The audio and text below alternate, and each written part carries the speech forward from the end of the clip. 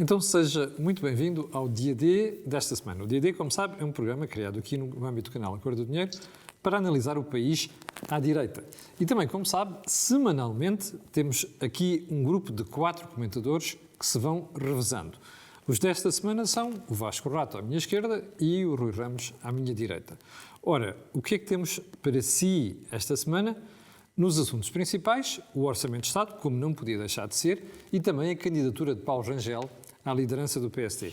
Nas notas finais, vamos falar sobre a crise dos combustíveis. Rui, vou começar por ti. Orçamento de Estado, o que é que se te oferece dizer? Esta semana, a semana passada, aliás, nós ouvimos repetidamente a palavra encenação a propósito do debate e das discussões sobre o Orçamento de Estado, sobretudo entre os partidos que estão a discuti-lo, que é o Partido Socialista, o PCP e o Bloco de Esquerda. E encenação, eu creio que tem 2 sentidos.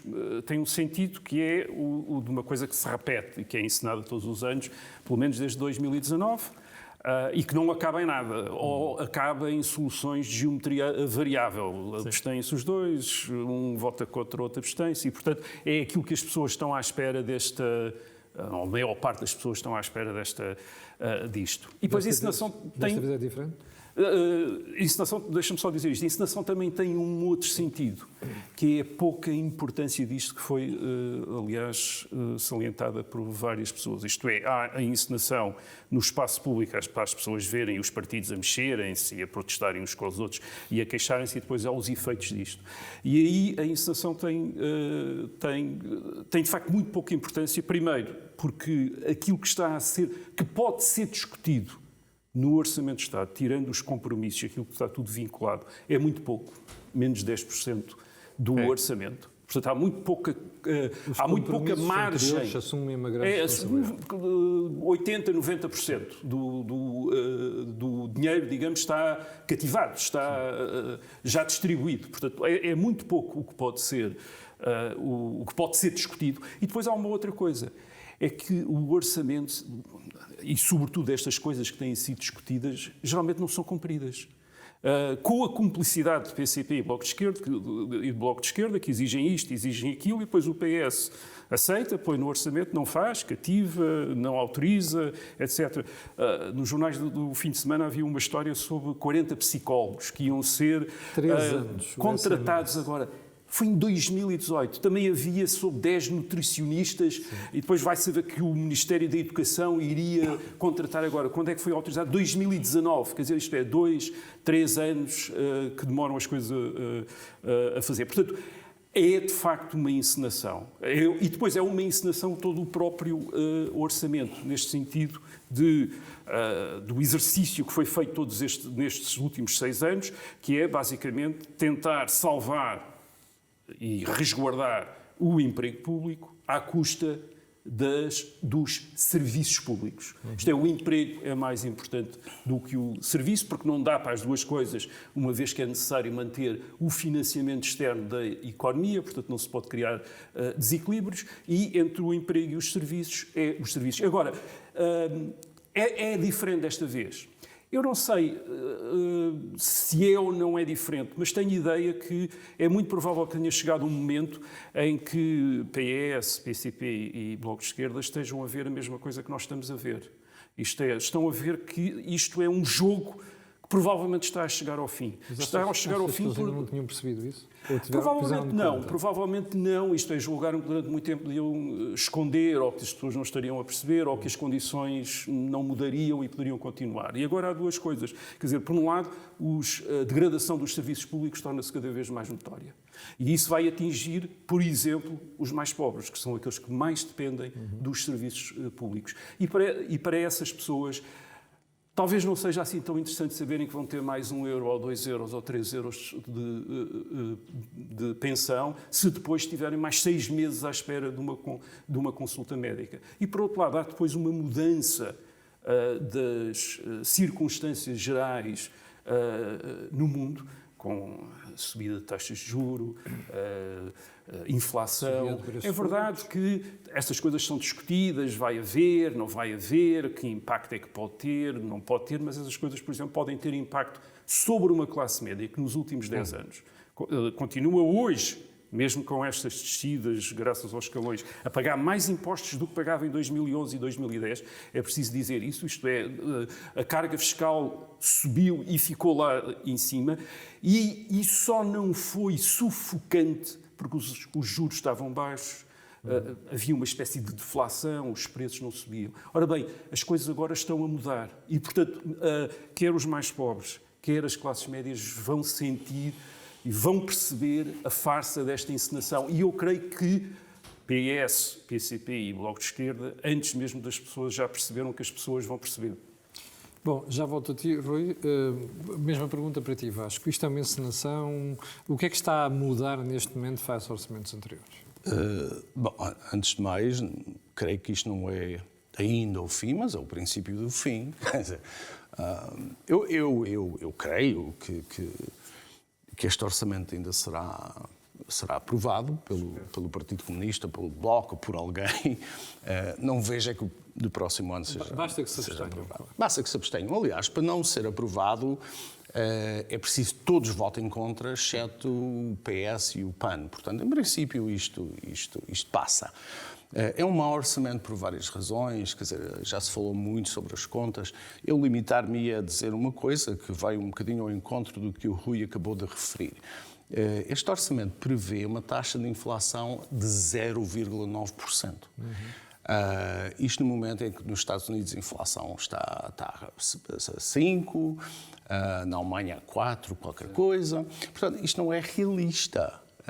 E, portanto, este empobrecimento da classe média vai se verificar ao longo do próximo ano, sobretudo através do aumento do custo de vida e a não correspondência dos salários. Portanto, a classe média já vive mal, já vive sufocada pela carga fiscal, e vê-se, aliás, com esta questão dos combustíveis, para o ano será pior. E, portanto, este é o último orçamento que eu acho que vai demonstrar que esta solução da geringonça não funciona. E é preciso dizer isso, porque eu não compreendo porque é que o Partido Social Democrata ainda não disse que vota contra este orçamento. Este orçamento é um mau orçamento que vem na sequência dos anteriores e é a expressão orçamental de um projeto político que faliu, quer dizer, foi um embuste. Achas que o PSD está com medo de tomar uma decisão já, receando que tanto o PCP como o Bloco possam votar contra? Eu já não sei o que é que o PSD, quer dizer, está com medo ou deixa de estar medo, aparentemente estão com medo de tudo, mas, quer dizer, o meu ponto não é necessariamente esse, o meu ponto é que qual é a hesitação em dizer que este orçamento é mau e que o projeto político subjacente faliu. Quer dizer, não faliu no sentido em que o António Costa esteve no poder 5 ou 6 anos e distribuiu benesses para a clientela, mas com um projeto de desenvolvimento para o país faliu, claramente. Deixa-me voltar à pergunta inicial. E o que é que tu achas que mudou desta vez? Porque António Costa parecia muito confiante no Parlamento há pouco mais de semana e meia e, de repente, de um momento para o outro, o Partido Comunista, com quem ele estava a pensar aprovar o orçamento, disse, nós assim votamos contra. O que é que mudou, efetivamente? O que mudou foram as eleições autárquicas. As eleições autárquicas, apesar do PS ter ganho, obviamente, demonstraram um bocado de descontentamento no país e que este jogo, como dizia o Rui, é impossível de continuar durante muito mais tempo e, portanto, o Partido Comunista, creio, que também não tem grande alternativa. Mas tu não achas que o PCP pode sair das eleições e a situação pior do que está neste momento? Sim, pode. Pode, mas muito mais pior não vai sair. Vamos lá ver. Quer dizer, o PCP já está num declínio tão acentuado que é difícil sair pior. Quer dizer, o PCP ainda tem poder no setor sindical e, portanto, o que provavelmente irá fazer é agora lançar os sindicatos para as ruas e consolidar o poder nos sindicatos através da contestação social. Isso implica um choque com o governo. Na expectativa, obviamente, fará esta estratégia na expectativa de manter algum apoio eleitoral. Eu penso que, aliás, a posição do Partido Comunista é lógica. O que eu acho menos lógico é a preocupação com a estabilidade acima de tudo, não é? Rui, o PCP corre o risco sério de sair de umas eleições antecipadas com votação pior do que já tem. Achas que o partido não percebeu isso? Ou receia que em 2023 possa correr ainda pior? É isso que eu penso que e o cálculo provavelmente será o mesmo para o Partido Socialista e para o Bloco de Esquerda. É muito provável que eles pensem que este momento vai ser, apesar de tudo, o melhor dos próximos anos. E, portanto, a tentação pode estar aí. O melhor para cada um deles. Isto é que em 2023 tudo possa estar, esse jogo que eu falava há bocado, possa estar ainda mais descoberto e haver uma repulsa maior do país em relação a algo que, sobretudo, em 6 anos não levou Portugal para lado nenhum. Quer dizer, isto é, deixou-nos aqui. Nós tínhamos acabado de sair, em 2015, do programa de ajustamento, tínhamos feito aqueles equilíbrios e tínhamos atravessado a nado um rio e tínhamos chegado à margem e ficámos ali na margem, molhados, com os pés ainda dentro da água durante 6 anos, sem ir a lado nenhum. E eu creio que o país descobriu isso. E, sobretudo, que nem PS, nem PCP, nem Bloco de Esquerda, nenhum deles sabe como sair daqui. Eles estiveram aqui pura e simplesmente para nós não irmos para o outro lado. Achas que há algum desnorte claramente entre estes partidos da geringonça? Eles estão muito concentrados numa coisa que foi aquilo que eles fizeram bem, do ponto de vista deles, durante estes 6 anos, que é manterem-se no poder. E por isso é que podem fazer os cálculos, podem fazer as contas e chegar à conclusão, provavelmente é melhor termos eleições agora do que termos mais tarde, em que a probabilidade de perdermos é maior. Agora podem ficar com menos ou haver ainda uma redistribuição. Essa pode ser a tentação. Eu penso que há, mesmo assim, o risco destas eleições já serem, para eles, umas eleições más. Atenção, isto é, se houve haver eleições, já poderem ser umas eleições más. E, portanto, isso também deve entrar em linha de conta. Portanto, eles também podem calcular no género, bem, então é melhor estarmos lá mais um tempo. E acreditas que no final de toda esta conversa vai haver orçamento ou vamos ter eleições antecipadas? Eu ouvi uma conversa penso que era mesmo do Ministro das Finanças, sobre não haver problemas com os duodécimos, que até me pareceu que havia a ideia de que, bem, talvez isto, mesmo sem orçamento, possa continuar. Eu tenho que dizer que, tecnicamente, não preocupa nada. E percebi a intervenção do Presidente da República à luz desta ideia de que, bem, então, se não houver orçamento, nós continuamos na mesma. Do género, bem, se não houver orçamento, então tem de haver uma dissolução da Assembleia da República. Portanto, não sabemos. Eu creio que a maior parte das pessoas que estão a ver isto estão convencidas que no fim isto vai dar no que deu em 2019, em 2020. Isto é, que eles arranjam uma maneira de se montar. Mas, de facto, as coisas mudaram. Mudaram com as eleições autárquicas, estão a mudar no mundo. Eles têm consciência disso. O tempo deles está a acabar.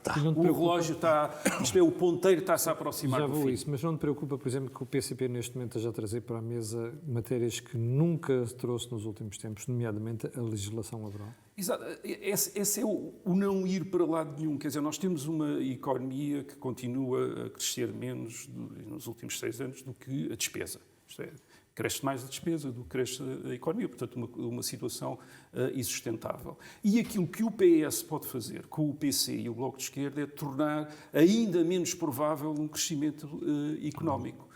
E é isso que o PCP tem para lhe oferecer e que o Bloco de Esquerda tem para lhe pedir, e é nesse círculo mágico, isto é, de onde não podem sair, que o PS, o PCP e o Bloco de Esquerda estão. Isto é, estão lá com o país refém da maioria parlamentar que têm. Tornou-se óbvio para eles que não vão a lado nenhum, tornou-se óbvio para o país que eles também não vão para lado nenhum. Vasco, Bruxelas, no dia em que o Governo falar em mexer na legislação laboral, vai meter os pés à parede. Qual é a expectativa do PCP ao introduzir estas questões, quando sabe que o Governo está amarrado de mãos e pés perante a Comissão Europeia? Eles, aliás, tanto o PCP como o Bloco de Esquerda, nos últimos anos, tentou introduzir a questão da... Sim, mas não no orçamento. Aliás, não no orçamento, mas tem vindo a falar da questão. Mais uma vez, eu acho que a lógica que se prende com a estratégia do Partido Comunista, agora de consolidar o seu poder nos sindicatos e através da ação industrial, das greves, de disrupção do setor público. Julgo que é essa a estratégia, quer dizer, é a única estratégia, aliás, que fará algum sentido. Mas ou seja, o PCP soltar a CGTP para ter agitação nas ruas. Sim, é a única coisa que faz sentido, antecipando eleições futuras, seja daqui a 1 ano, seja daqui a 2. Mas pouco resta ao PCP, quer dizer, restavam as autarquias e restavam os sindicatos. As autarquias encolheram, portanto, sobretudo, restam os sindicatos. Mas também, devido à natureza da sindicalização em Portugal e também do tecido industrial, por pouco tempo durarão esses sindicatos. Portanto, isto é uma questão de tempo. Mas eu quero acrescentar aqui uma coisa àquilo que o Rui disse. O Rui disse que a geringonça, na prática, serviu para manter o país onde estava. Isso é verdade, mas é um bocadinho pior do que isso, no sentido que não se fez aquilo que se deveria ter feito nos últimos 6 anos. E, portanto, nós, a bom rigor, não estamos onde estávamos, mas muito pior a resvalar. Por exemplo... Os outros nos passaram, entretanto. Claro, mas eu dou um exemplo, porque a geringonça precisava de aumentar as reformas em 5 euros por mês, que dava para 6 ou 7 cafés, não se conseguiu renegociar os juros da dívida pública. E isso já passou. Aliás, quando os juros começarem a subir nos próximos tempos, não é só um problema da inflação e do custo de vida das pessoas, é também o que isso significa em termos orçamentais, esse aumento de juros da dívida pública. A coisa não está bonita. Embora se vá refletido com alguma desfasagem no tempo. Mas agora a pergunta que fiz ao Rui, também para ti. Tu achas que no final desta conversa toda nós vamos conseguir ter PS, PCP ou Bloco ainda em sintonia para poder aprovar o Orçamento de Estado? Eu não sei. Eu acho que a única pessoa que verdadeiramente sabe isso é o Costa, porque nós olhamos para aquilo que tem sido dito até agora e podemos chegar a uma das duas conclusões. Ou, de facto, o Primeiro-Ministro está muito empenhado em chegar a uma solução, até subscreve acordos escritos, ou tudo isto é um jogo sabendo ele que o PC e o Bloco não irão aceitar as propostas, inclusivamente as limitações que ele tem impostas por Bruxelas, e a certa altura o Primeiro-Ministro vai dizer eu tentei tudo, não consegui, infelizmente lá vamos nós para eleições. Mas eu acho que verdadeiramente, quer dizer, a única pessoa que sabe isto é a questão do $1 milhão, não é? Qual é a estratégia? É de facto um entendimento ou é de facto toda uma encenação para provocar eleições? Estes 2 sinais que nós tivemos no fim de semana, uma entrevista da Ministra para a Administração Pública e do Secretário de Estado dos Impostos, em que ambos dizem coisas parecidas. A Ministra diz, nós estamos nestas negociações com humildade. Humildade foi coisa que o PS nunca teve enquanto esteve no poder. A segunda entrevista, a Mendonça Mendes diz, não, nada disto está fechado. Isto já mostra que é o Primeiro-Ministro a mandar os rapazes falar, porque já percebeu que a coisa pode correr mal. Não sei, isso é parte da encenação. Sim, talvez até nos convenha ter a ideia de que o Costa sabe, mas isso ele também não sabe, quer dizer, isso ninguém sabe. Nós estamos a verdade é esta, isto é uma coisa que ainda pode durar 1 ano ou 2, mas não está a levar o país para lado nenhum. Quer dizer, reparem, o PC e o Bloco têm uma ideia de revolução, o Partido Socialista tinha aquela ideia de mudar o país através disto. Quer dizer, eles abandonaram tudo isso. Quer dizer, tudo isso caiu. Quer dizer, não podem dizer ao país vamos melhorar muito, não. Eles mantiveram na prática este fechamento de horizontes que a dívida pública que não diminuiu, as condições da economia que não melhoraram, os obrigam. E a partir daí, aquilo que eles têm para dizer ao país é muito pouco. A única coisa que eles podem dizer ao país é nós vamos ficar aqui para não deixar a direita vir para cá, porque a direita é muito má e vai fazer-nos muito mal, e então nós vamos aqui aguentar isto que for preciso. E é isso que eles vão acusar-se uns aos outros. Vão dizer, se vocês que foram embora agora vão deixar a direita vir para aí. Não sei, o único projeto que têm é ficar lá. À custa do país, à custa do país. E o Vasco tem razão. Isto foi pago por nós nestes 6 anos. Não foi de graça. Sim, Rui, imagina que temos eleições e que se perspectiva uma mudança. Para a direita não valia a pena esperar por 2023, porque o PS ainda tem vantagem neste momento. Ou seja, se houvesse eleições neste momento, em princípio, se a lógica não for uma batata, o PS ainda sairá na frente. Eu não sei. É difícil para a direita fazer não, eu não tenho essa certeza. Quer dizer, nós não sabemos o impacto que pode ter este desfazer da geringonça. Ninguém faz ideia do que... Porque isto aí vai ser a revelação final do jogo. Nem sequer... Repara, uma das coisas que o Presidente da República tem usado para defender esta solução é a questão da estabilidade. Eles mantêm estabilidade. Então, isto é, se eles nem estabilidade governativa, nem uma solução de governo conseguem arranjar, era óbvio que quem protagonizar a campanha à direita numas eleições antecipadas vai poder dizer querem crescimento económico, tem de ser connosco. Querem estabilidade também tem de ser connosco, porque eles também não garantem. Portanto, nem prosperidade, nem estabilidade, nada. Quer dizer, e portanto, nós não sabemos o impacto que pode ter o último trunfo que eles têm em acabar. Isto leva-nos para a segunda parte. Você está com o dia D desta semana. Estamos a analisar o Orçamento de Estado e também a candidatura de Paulo Rangel à liderança do PST. Vasco, esta questão introduz já a segunda matéria, que é a candidatura de Paulo Rangel. Não foi uma surpresa? Quer dizer, não sei o que é que passava pela cabeça do Paulo Rangel. Não falo do Paulo Rangel, falo dos jornalistas que já estavam à espera disto há algum tempo.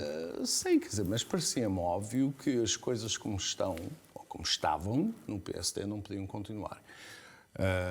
E isto não é de agora, quer dizer, nós próprios, ou eu próprio, melhor dizendo, porque não quero atribuir nada disto aos meus caros amigos e companheiros e camaradas. Eu próprio, desde que este programa começou, tenho dito isso, que o problema está na forma como o Partido Social, nomeadamente o Dr. Rui Rio, faz oposição, e que era necessário tirá-lo de lá, muito claramente. Isto não resolve tudo à direita, mas é o primeiro e necessário passo. Ou seja, não há forma de resolver os impasses à direita, o déficit de oposição, sem tirar o Rui Rio do PSD. Dito isto, eu também acho muito positivo que agora o Dr. Rui Rio anuncie se é candidato ou não, porque vamos lá ver, Mas já não devia ter anunciado, Vasco. É isso que eu penso. Repara, ele já tem um candidato que se vai opor, ele teve uma derrota estrondosa no Conselho Nacional e já era tempo de dizer ou vou ou fico, ou saio. Vou dizer o que eu penso. O Dr. Rui Rio defendeu uma linha política durante estes anos todos. Disse que era necessário fazer acordos com o Partido Socialista, mesmo quando o Partido Socialista dizia que só se entendia à esquerda. Disse que era um partido exclusivamente social-democrata e tudo o resto, aliás, devia de se ir embora. Disse que era antipatriótico criticar medidas numa determinada conjuntura. Disse muitas coisas. Tem à volta dele um conjunto de rostos, um pessoal político todo que durante estes 3 anos acha que tem feito um brilhante trabalho. Portanto, eu acho que essa gente toda tem de ir a eleições, como é óbvio, e dizer, defendemos o projeto, esse projeto continua a ser válido. Aliás, quando há a proposta ou a sugestão de adiar as eleições por causa, eventualmente, de eleições, quer dizer, a conclusão que se tira é que esse projeto continuava a ser válido, e porventura ainda mais válido, porque havia a possibilidade de ir a eleições. Portanto, essa gente toda agora tem a responsabilidade de ir para a clarificação, e acho que o Partido Social Democrata e toda a direita no seu todo tem de fazer uma escolha, ou se vai tentar colaborar com o Partido Socialista e com a geringonça e com este marasmo, com isto tudo, ou se parte para uma alternativa real para o país. E uma alternativa não é fazer uma coisinha diferente, é uma alternativa. Eu acho projeto diferente. Um projeto diferente, com certeza.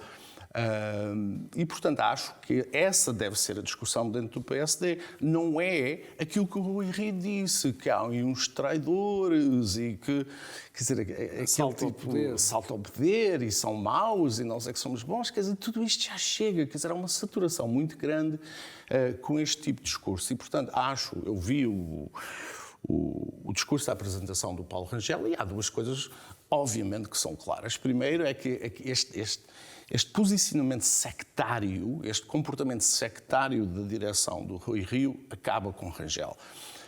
E depois haverá uma oposição mais musculada, mais robusta, porque parte da razão que o país está no marasmo é porque durante estes anos todos a oposição e sobretudo o Rio não denunciaram estes problemas, porque bastou um artigo do professor Cavaco Silva, não é, para toda a gente ouvir. A minha pergunta é porque é que Rui Rio, durante estes anos todos, não disse a mesma coisa. Agora, dito isto, acho que é muito importante que haja uma candidatura de Rui Rio. Espero que ele anuncie hoje, amanhã. Já vamos a isso. Rui, surpreendeu-te a derrota do Rui Rio no Conselho Nacional da PSD? Sim e não. Quer dizer, sim, porque nós às vezes imaginamos que num órgão como máxima de congressos no PSD, o líder tivesse tido o cuidado ou tivesse a força para manter ali um grande apoio. Não, porque verdadeiramente Rui Rio tinha colocado o PSD num beco sem saída. Quer dizer, a sua proposta, que era a de avançar fazendo acordos com o Partido Socialista, que o Partido Socialista não queria. E depois a alternativa que ele aparentemente terá explicado neste último Conselho Nacional, que era, então já não é os acordos com o Partido Socialista, é os votos do Partido Socialista. Quero os votos do Partido Socialista. E então, para ter os votos do Partido Socialista, tenho de propor as mesmas coisas e ser igual ao Partido Socialista. Enfim, quer dizer... E eu creio que aquilo 70-40, não é? Que aparentemente terá sido assim, arredondado o resultado do Conselho Nacional, é a constatação, por muita gente que provavelmente até terá apoiado Rui Rio em 2018 e uns anos depois, de que isto foi experimentado, foi esgotado, não vale a pena, e ele próprio, Rui Rio, não é capaz de outra coisa. Isto é, está ali. E viu-se esse desbloqueamento. O Rui Rio tinha criado uma espécie de nó górdio à direita na relação com o Partido Socialista. A relação com o Partido Socialista inquinava tudo. E viu-se o facto, a maneira como Paulo Rangel entrou em campo no seu discurso foi cortar o nó górdio e depois resolve uma série de coisas. E teve resposta. Não, é porque, repara, é assim, a partir do momento em que o objetivo é ou acordos com o Partido Socialista ou os votos do Partido Socialista, há um condicionamento enorme. Não é possível, por exemplo, ser uma verdadeira oposição se queremos fazer a mesma coisa com o Partido Socialista ou ter acordos com o Partido Socialista. A verdade é que quando Paulo Rangel aparece com uma ideia diferente, o partido respondeu. Não, deixa-me só dizer isto. Quer dizer, não é possível apresentar uma alternativa. Portanto, o que é que Paulo Rangel fez?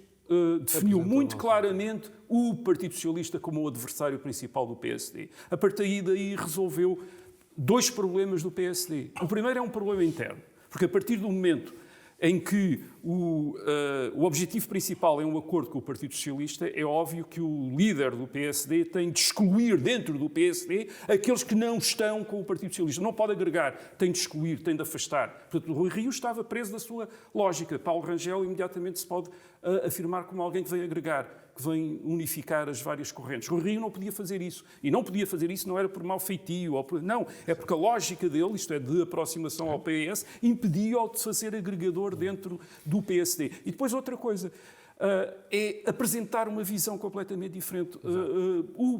Com o Rui Rio, o PSD esgotou-se nos acordos.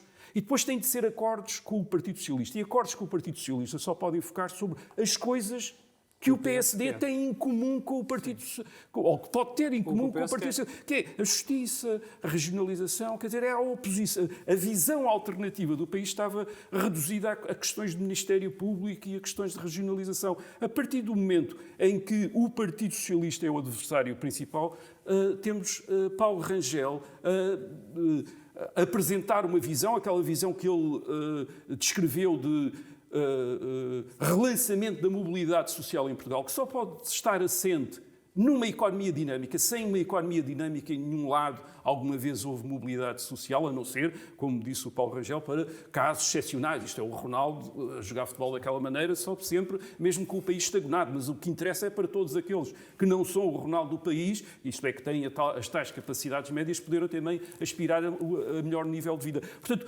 Paulo Rangel, a partir do momento em que cortou esse obstáculo gigante que tinha sido criado por Rui Rio, pode resolver e criar um espaço de oposição completamente diferente. E isso pode, em tua opinião, levar que PSD e CDS juntos consigam a maioria nas próximas eleições?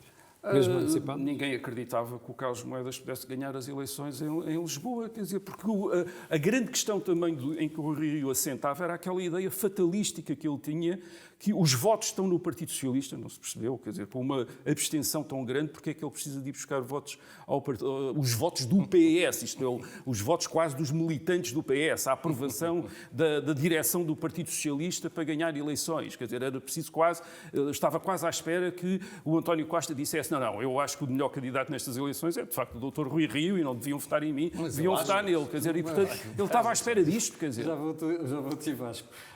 O facto de Rui Rio ter admitido adiar as eleições por causa da iminência de eleições antecipadas, isto faz sentido? Não, repara, ele próprio tentou quase que antecipar eleições, isto é, marcar as diretas o mais cedo possível. E depois veio-se contradizer, isto é, a confusão foi criada por ele próprio. Ele quis lançar já, porque julgava que podia aproveitar as autárquicas e os triunfos que disse que tem nas autárquicas, e depois deve ter reparado que talvez as coisas não estivessem, afinal, como ele pensava, e agarrou neste rumor de eleições antecipadas, então, para não é para adiar, era quase para não haver, pareceu-me que era quase para não haver eleições diretas. Quer dizer, e isto foi, de facto, isso percebeu-se, aquele tipo de habilidadezinhas que muita gente admira no Primeiro-Ministro e que também parece um golpe. que... Isto é um golpe. Quer dizer, e foi recusado. Eu acho que o partido naturalmente percebeu, reagiu ao facto de ter alguém que quer o lugar do Dr. Rui Rio e disse, é melhor. Vasco, faz sentido adiar as eleições do PSD?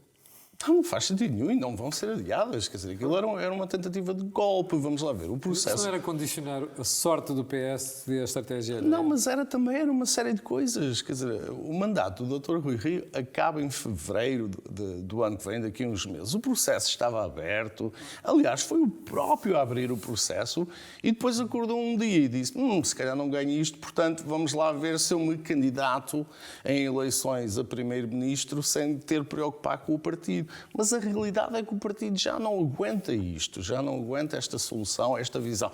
E depois há outra pergunta que, a meu ver, é extremamente importante. Mesmo se Rui Rio fosse candidato do PSD às legislativas, para propor o quê? Em nome de quê? Mais entendimentos com o Partido Socialista, mais oposição pífia? O que é exatamente o quê? Vasco, também acreditas como Rui que se houver eleições antecipadas, a direita pode ter um resultado surpreendente? Pode passar para a frente? Quer dizer, isso já não sei, veremos, mas, quer dizer, agora o Paulo Rangel, mas se tu ganhar... confiar nas qualidades do Paulo Rangel não, que eu fazer oposição? Por isso é que confio nas qualidades, senão não o apoiava, como já manifestei publicamente. Agora, tem muita coisa pela frente. Vamos lá ver, a única coisa que o Paulo Rangel neste momento fez foi articular uma visão diferente do Rui Rio, que aparentemente galvanizou o PSD. Agora, há eleições, ainda é preciso ganhar as eleições, o Paulo Rangel ganha as eleições, depois constituir grupos de trabalho, propostas, ainda falta muita coisa. Agora, o que é importante é que já sabemos que há uma visão alternativa, não é? O que Paulo Rangel fez naquele discurso foi recuperar o ADN da direita reformista em Portugal. Agora está claro. Agora é claríssimo. Recuperou-se o ADN da direita reformista, quero sublinhar isso, não é?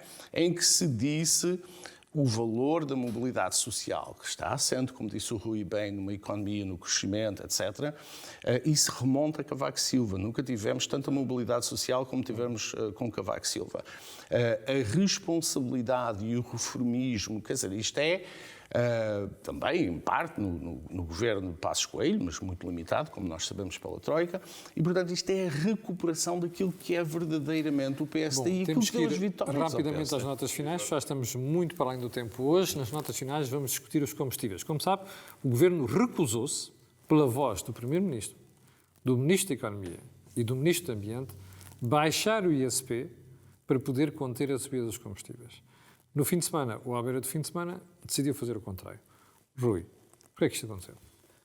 A explicação que eles deram é porque, como estavam a receber mais IVA do que tinham previsto, iam deixar uma parte do IVA. Não, é que isto dá a ideia da situação em que nós estamos. Quer dizer, isto é, só há baixa de impostos se não houver baixa de receita. Quer dizer, as coisas estão tão condicionadas que dá estas coisas ridículas. Alguém também tinha feito as contas em relação ao orçamento, no caso daquelas baixas de IRS com os escalões, e fez para a função pública e notou que depois os aumentos da função pública podiam ser para o governo anulados, ou antes, as baixas de IRS podiam ser anuladas pelos aumentos da função pública e levar os funcionários públicos a pagar mais impostos. Quer dizer, esta é a economia, é as finanças, é a filosofia, é a visão do mundo que existe neste momento neste país e que é característica deste governo, é fazer estas contas e aquilo